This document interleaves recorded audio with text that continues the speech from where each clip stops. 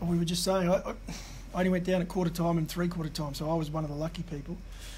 But I think it was, it felt like minus degrees is what I was hearing. But it was good.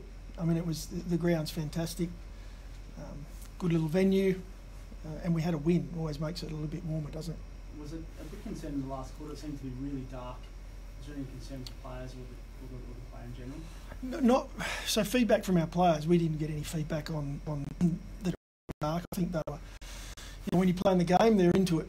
There was a little bit from the coach's box. It was tough to see out with the lights on, so it did come in really dark at one point. It's interesting playing that late on a Sunday afternoon in Ballarat. It might be something they look at going forward, but it wasn't until the last probably 10 minutes of the game that we started to struggle to see from the box. Kenny more than most, but he was watching the TV screen in the box, and that was tough too when they flashed to the crowd and you can't see the game. Was that last 2 minutes about managing players as well? Is that what you were doing on that bench?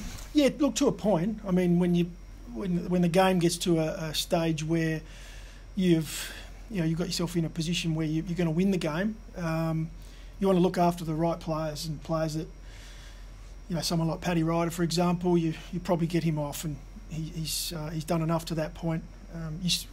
Percentage is still really important, but if we can get some of those players off, I think it's a smart thing to do, and I thought we did that well towards the end of the game. So, Matty, just on Jonas and Ryder, both fully okay, pulled up well?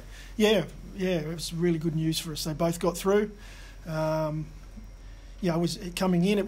We were confident that they would. Our doctors, physios, they came in and said, "Look, these guys will be fine." So it's a credit to them that we're able to get some real quality players back in, and those two are really important to us. So to have them back, to get through the game, and for both of them to perform really well, that's a good sign for us going forward. Anyone else back this week potentially that is on the injury list?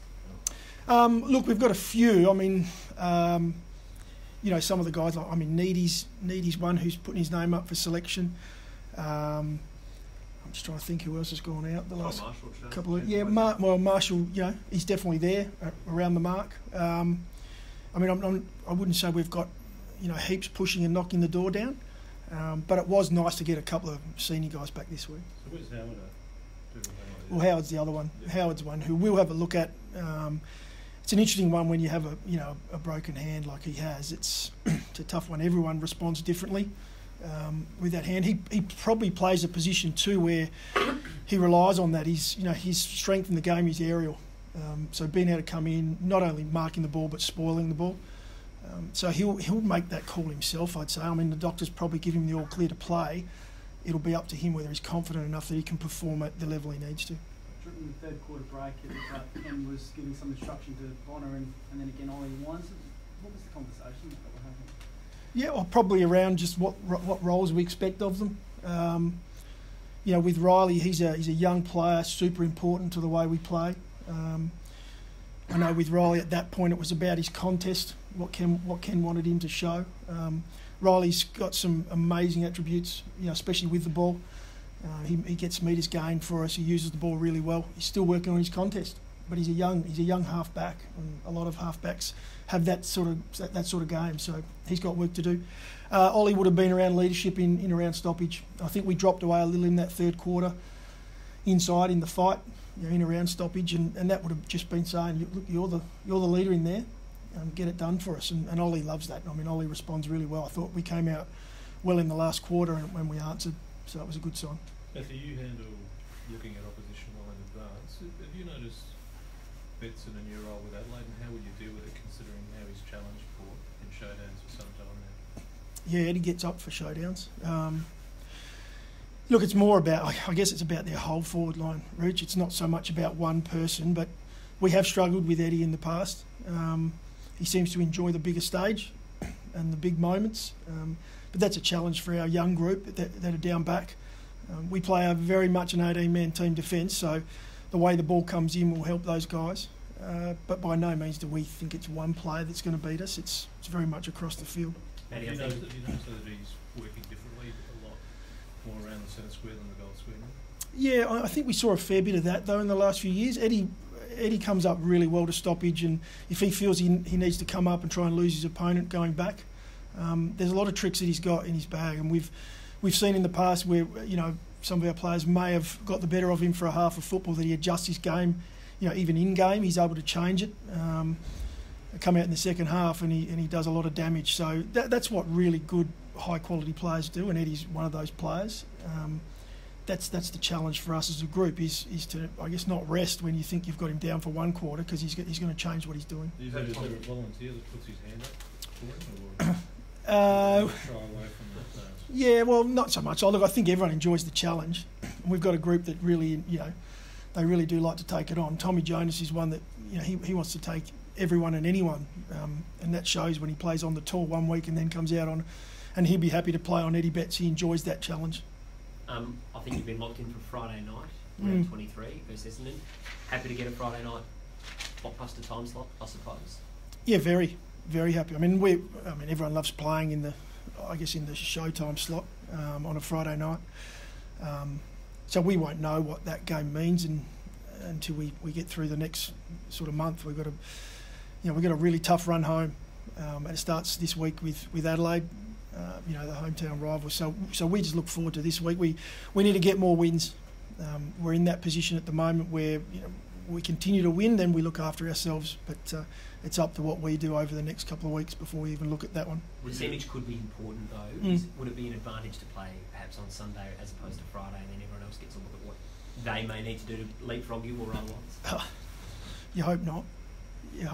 I think to play the first Friday night game, get our home crowd there. There's nothing better than playing in front of our home fans on a Friday night game. They'll embrace that. It's like playing with another player out there, when they get behind us and the stadium's loud. So for us, we couldn't be more happy. Not a 6-day turnaround isn't a concern. Well, Arsenal come off a 7-day. They got a Friday night the week before as well.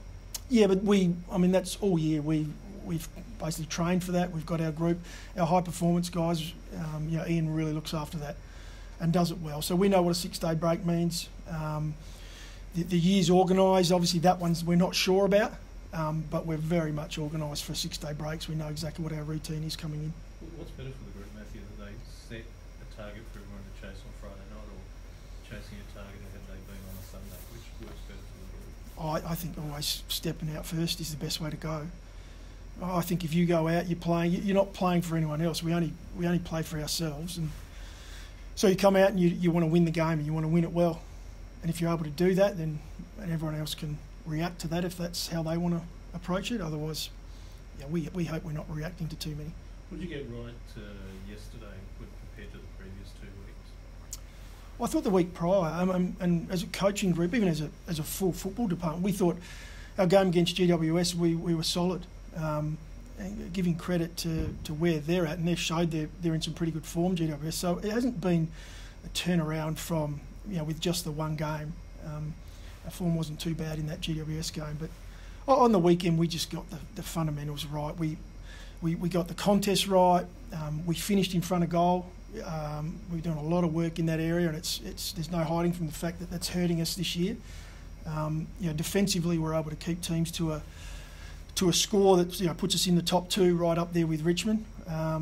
But offensively, we've let ourselves down with some of our conversion going inside 50. Now on the weekend, we turned that around. We had a couple of really strong quarters where, at one stage we're going in 6 times and we've scored 5 from it. So that scoreboard pressure helped us on the weekend, allowed us to sort of get our noses in front or substantial lead, and then we just stayed in the contest. Other than that little patch in the third quarter. In around stoppage where we dropped away a little, I thought the guys were solid. Did you notice anything different about Charlie Dixon and making have that sort of result? Well, you smile because you know how hard he's worked, and it hasn't been a week of work in that particular area, and I think everyone's talking about the ability to mark and convert. Charlie's done more work than anyone on that, and it's been over a couple of months of at least 8 weeks or more of work. So for it to come through, and it's windy, challenging conditions. I thought he competed in the air when he didn't mark the ball. It was a fantastic contest. He crunched a couple of packs, brought the ball to ground, but he got some reward for work, and it's and hopefully he learns from that and he keeps working on it, because I mean, he's a powerhouse. He's hard to stop if he can get himself in those positions. And the fact he didn't have to worry about rucking at all with Paddy back, but there was always a talk that Frampton would have played if Ryder Yeah. was out anyway. So having Dixon sort of lock away as a key forward and him have to concentrate, must have helped him a bit. Yeah, it did. No doubt it helped him. But he has had a lot of games like that during the year. So it does come back. It comes back to his craft, working on those smaller parts of his game. Eventually it'll come and it'll reward you. I think he got some of that on the weekend. What's the attitude towards Stephen Motlop at that moment in the second quarter? What sort of feedback have you given him about that? Well, it hurts the team from a discipline point of view. 50 metres, I think they went down and scored from that. So when we look at their score in the end, and they scored, 5-6 goals in the game, it's big. It's big. We're doing everything we possibly can to limit opposition scores, and we don't need that as part of our defence. It doesn't help our defence. Go on. Showdowns are a big game in their own right. Will finishing Adelaide's season be an extra incentive for the boys this week? Not so much for our players. We've got, as I said before, we're in a position now we need to keep winning games, and we've got a really tough draw to finish with. So we need to win this week. That's all our guys are thinking about. A win puts us in a really good position then with another 3 to go. So that's the focus. I think if we lose focus of why we're out there, it's amazing how quickly you can drop away. Where'd the microwave come from? We take the microwave for most weeks. What goes in there? I think it just... the wheat bag's the big one. So a wheat bag goes in the microwave. It's warm. It's for someone like Paddy, for example, with a hip flexor, that'd be what we use it for. The night before, maybe a sausage roll or a pie, but it's on most trips. I think because it was so cold, I think it stood out more, but it does sit on the bench. If you go back over the vision, you'll probably see it. Did you get more of a workout yesterday? Definitely did, yeah. I'm not sure I've ever seen a player in a beanie on the bench having a rest, but it was cold. So, do what you've got to do to get yourself prepared right. What do the numbers show you on efficiency when we've made an issue of it the past couple of weeks? Did there notable turnaround on those, what you saw, the numbers? Efficiency full ground Kicking, or inside 50 or? no, just kicking efficiency to get it from one player to your own player. Yeah.